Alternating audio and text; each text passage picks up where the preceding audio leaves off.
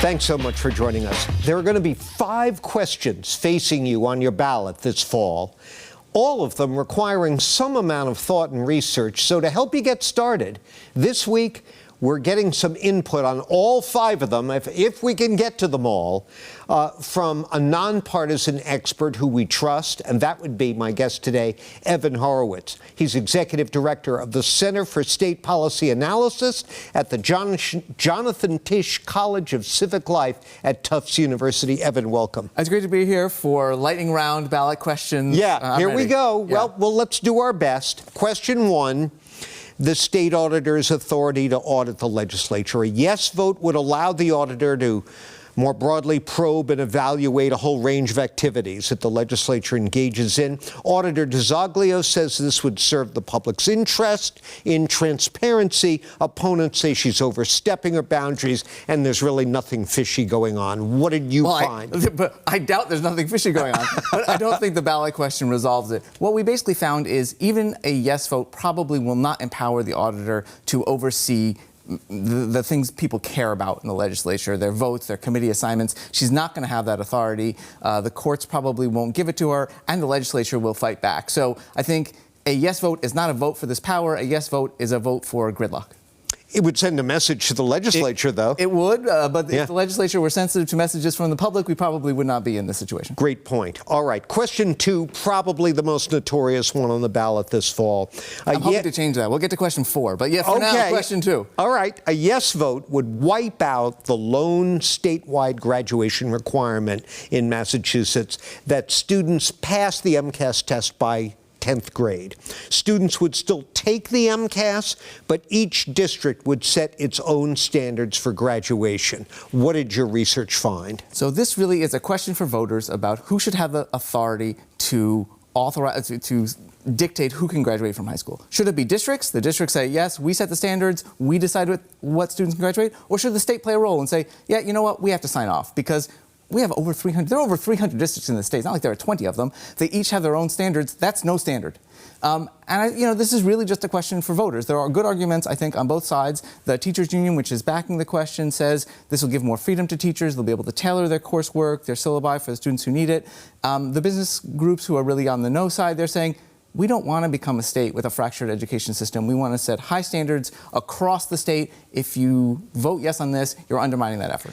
Evan, the politics of this one have been kind of interesting. Governor Healy, Education Secretary Tutwiler have endorsed a no vote. Yeah, they're on the no side of this. They say keep this, and Healy... that speaks to this is the state versus local communities kind of fight. And so representatives of the state are inclined to say, no, our authority here is important. We want to maintain it.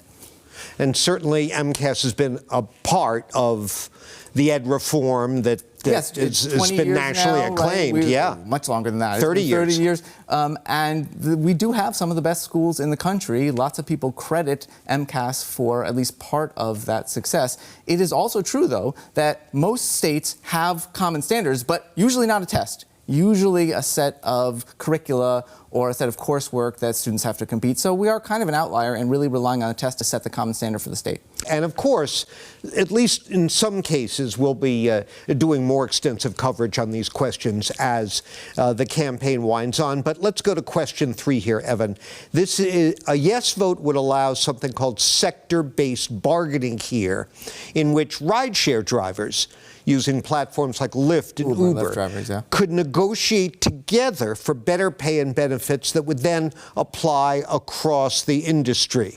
What are the pros and cons here that stand out? So it's a unique setup, but you have to remember these drivers cannot form unions in the traditional way because they're not considered employees. They're considered independent contractors. So the only path to unionization is for the state to say, you know what, let's set up a whole new set of regulations. Let's allow the sector-based system where we'll have drivers negotiate with all the companies at once and set rules for the whole industry. The big issue will be business interests won't like it. If it passes, here again, you're likely to see significant challenges, not just from rideshare companies, but from maybe the Chamber of Commerce, like nationally, business interests, because this would be a first-in-the-nation effort to set up a system like this, and it could expand to other states and other industries, and anti-union forces are going to be strongly opposed to it. Well, when I've had union leaders here in the past talking about not just Uber and Lyft, but the whole emerging gig industry, app based industries. They say this is a real sort of a landmark test case of how those are going to be regulated, if at all. That's exactly the way to think about it. We are not just asking voters to consider a one-off effort to unionize Uber and Lyft drivers in Massachusetts, but to create a new paradigm for unionizing gig workers possibly across the country.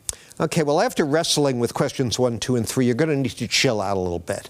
And maybe question 4 is a partial answer there. Yeah. A yes vote would legalize and regulate the use of some psychedelic drugs for both licensed mental health professionals and private parties who want to grow their own. Is this just like the pot question? No, it is very much not like the pot question. Okay, how so? No retail sales. No one will be able to go into a store and say, you know what, I want mescaline. I want ayahuasca. I'm going to take it home with me. That's a big part of the marijuana law. That's not how this is going to work. Either you will be able to grow these at home, and you can share them, you can grow them, you can distribute them, you can't sell them, but you can distribute them freely, or you'll be able to go to a center and have an experience with a licensed facilitator. Those will be your 2 options if this passes. Because I know mental health professionals who already use these drugs in their practices. I mean, you need to be careful about the language around mental health professionals. We were creating a new class of people, facilitators, to oversee the usage, which would be separate from the medical system. And it has to be separate from the medical system because these drugs are illegal federally. They will remain illegal federally. So there will be no insurance coverage. There's always the chance of a federal crackdown. I do want to be clear.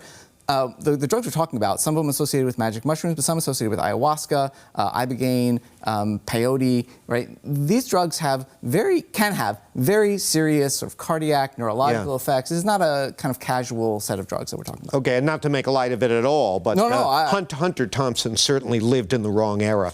All right, let's squeeze in question 5 here. A yes vote would phase out the current minimum wage that tipped workers like waiters and bartenders get and require employers instead to pay those workers the full minimum wage. What's the issue here? Well, let's be clear. These workers, if you're a tip worker, you're working in a restaurant, you are already entitled to the full minimum wage. You get the minimum wage. You are getting $15. It's just a question of who pays it. Right now, the employers can pay as little as $6.75, so long as you make the other $8.25 in tips. So the tips are going towards the minimum wage. And if you don't get enough in tips, the employer has to cover it. So this is not really a question about paying tip workers more. It's a question about who pays. Our research suggests that in other places that have these laws that require employers to cover, tip workers tend to make a little bit more, but then there are additional stresses on restaurants and other businesses which they tend to have to address with higher prices, new service fees, things like that. If people want to dive into your much more in-depth analysis that you posted online, where do they do it? It's very easy, cspa.tufts.edu. It's all there, all 5 of our reports, short versions of them, long versions of them, as much information as you want and can handle, we've got it. Thank you for being here to give us a sample of this. John, it's always a pleasure. We appreciate it. Thank you.